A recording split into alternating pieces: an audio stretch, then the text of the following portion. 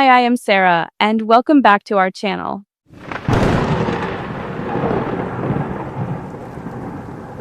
What if Pakistan transformed from an economically struggling nation into one of the world's most powerful economies? In this investigative documentary, we explore Pakistan's hidden potential, massive youth population, strategic location, IT boom, China-Pakistan Economic Corridor, CPEC, mineral wealth, agriculture, military-industrial capacity, and the reforms that could change its future forever. Using recent reports from the IMF, World Bank, Asian Development Bank, economic analysts, and global experts, this documentary examines whether Pakistan could realistically become an economic superpower by 2050. Can Pakistan overcome corruption, political instability, energy crises, debt, and institutional failures? Or is the country sitting on untapped potential larger than the world realizes?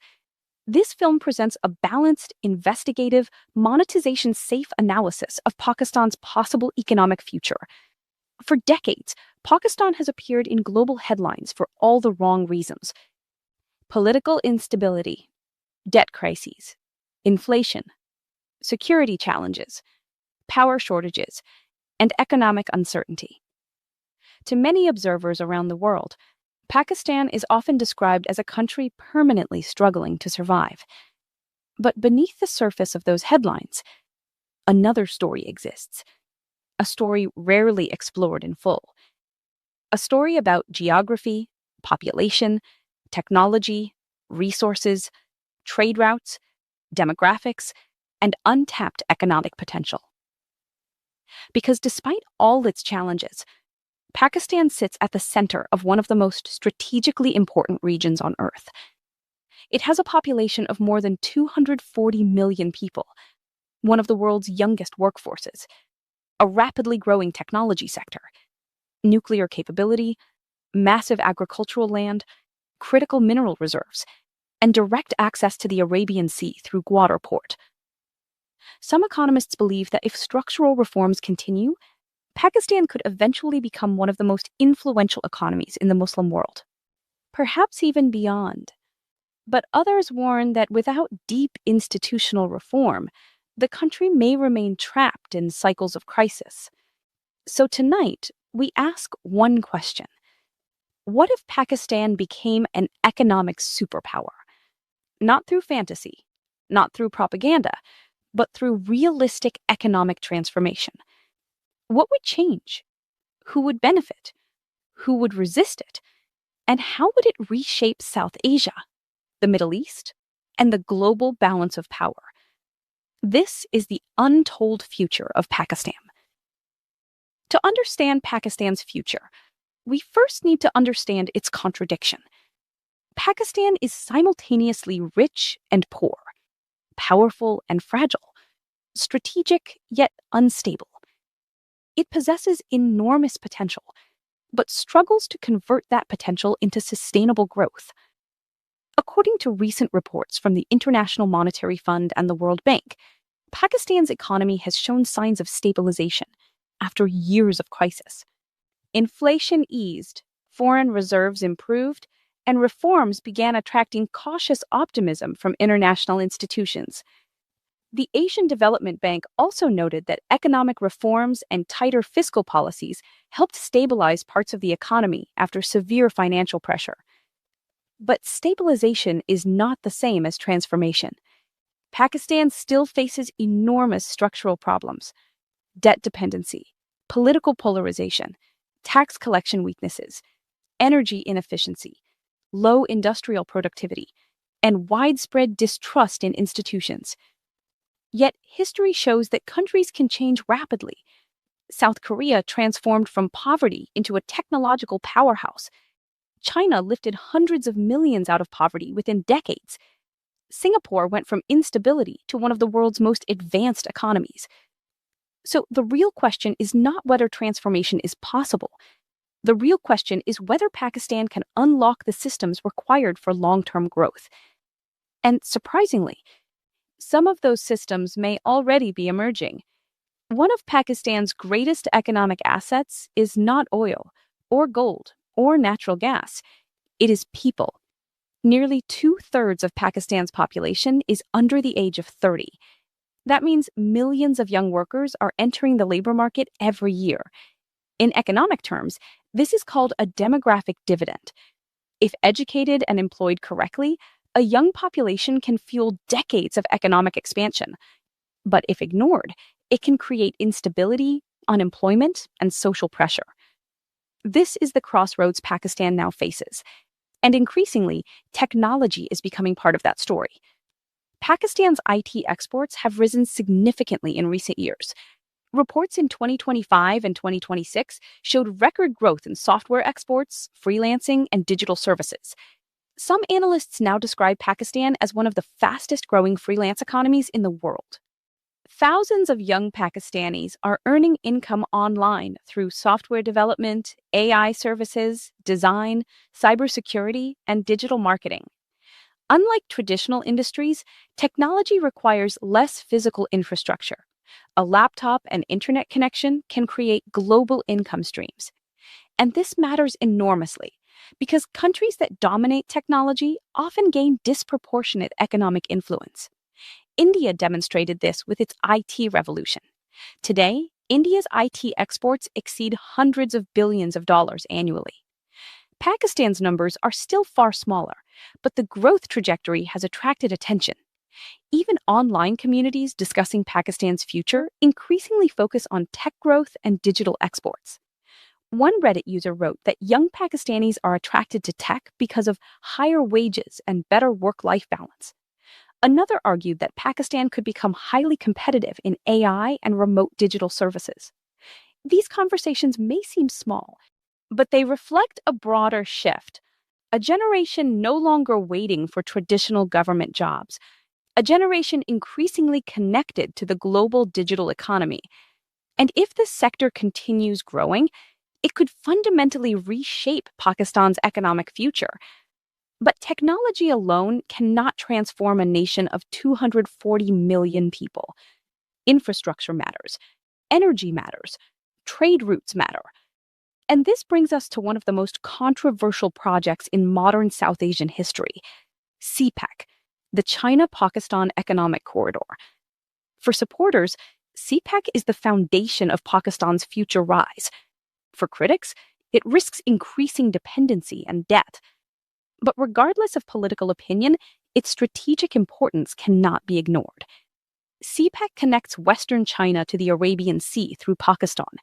Roads, ports, energy projects, railways, industrial zones, and logistics infrastructure. At the center stands Gwadar Port, a location many analysts believe could eventually become one of the most strategically valuable trade hubs in the region. Why?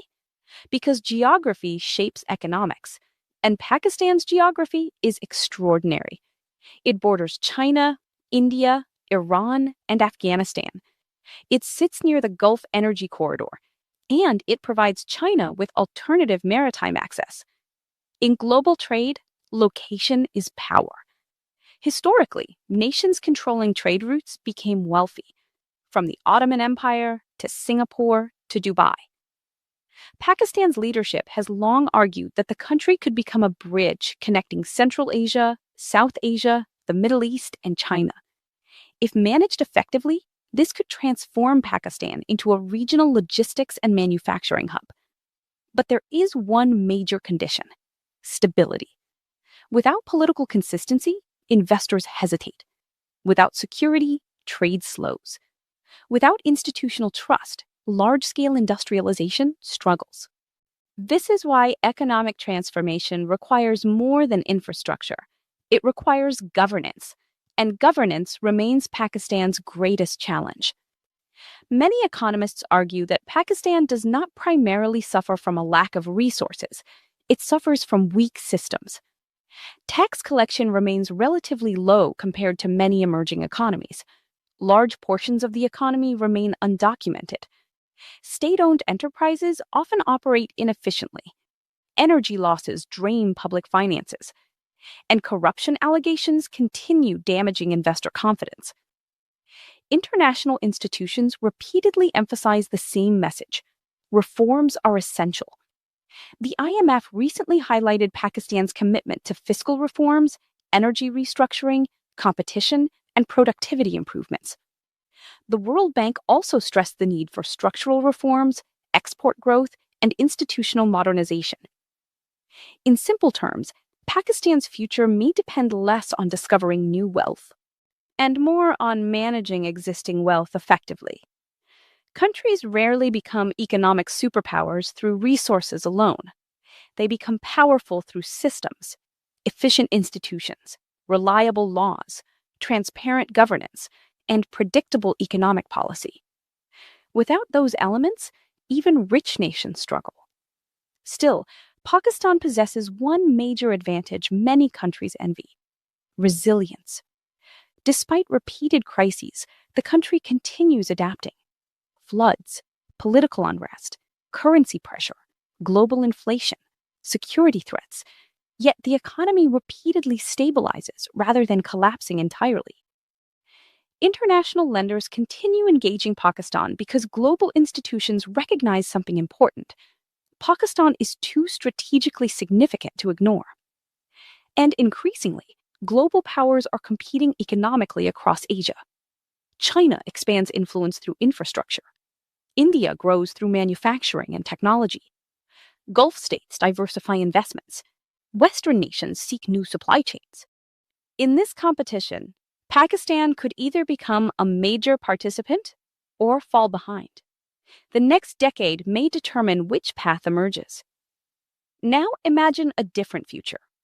Imagine Pakistan successfully reforms taxation, modernizes ports, expands digital education, improves energy reliability, reduces political instability, strengthens exports, and attracts manufacturing investment. What happens next? First, massive urban transformation. Cities like Karachi, Lahore, Islamabad, and Gwadar could evolve into regional economic hubs. New industrial corridors would emerge. Technology parks would expand. Foreign companies would open regional offices. Young professionals would remain inside Pakistan instead of emigrating. Second, the middle class would grow dramatically. Historically, stable middle classes transform societies. They increase consumer spending, education demand, property markets, entrepreneurship, and political accountability. Third, Pakistan's geopolitical influence would rise significantly. Economic strength changes diplomatic relationships.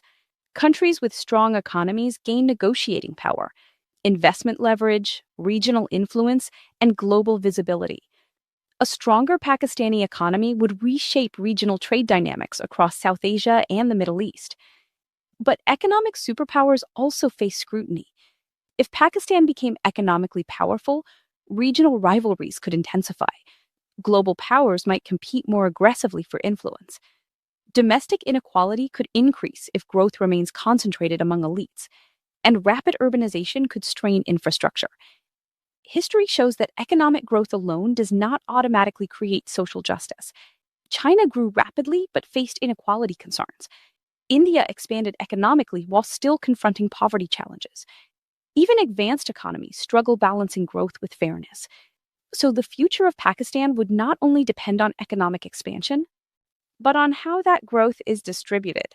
Would rural populations benefit? Would education improve nationwide? Would institutions strengthen?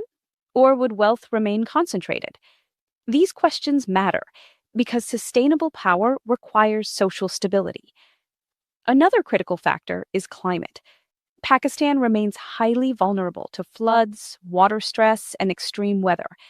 The devastating floods of recent years exposed infrastructure weaknesses and economic vulnerability. International institutions increasingly warn that climate resilience will shape Pakistan's economic future. This means future development cannot follow old industrial models alone. Pakistan may need to invest heavily in renewable energy, water management, and climate adaptation. Ironically, this challenge could also become an opportunity.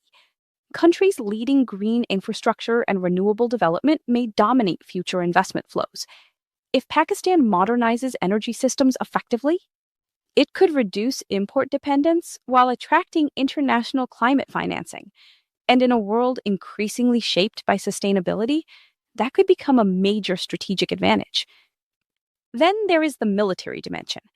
Pakistan already possesses one of the world's largest armed forces and nuclear capability. If combined with significant economic growth, the country's global influence would increase dramatically. Historically, major powers combine economic and military capability. The United States, China, Russia. Economic power funds technological innovation, defense production, and diplomatic reach. Pakistan already has a growing defense manufacturing sector. Economic expansion could accelerate aerospace, cybersecurity, AI defense systems, and indigenous industrial production. But economic power also creates responsibility. Nations with larger influence face greater international expectations. Regional diplomacy becomes more important. Conflict management becomes more critical. And economic interdependence often changes strategic calculations. Some analysts argue that strong trade relationships reduce conflict incentives. If Pakistan became economically interconnected with regional economies, the geopolitical landscape of South Asia itself could evolve. Yet, perhaps the biggest transformation would not be military or diplomatic or even technological. It would be psychological. For decades, many Pakistanis have grown up hearing narratives of crisis, economic weakness, instability, dependency.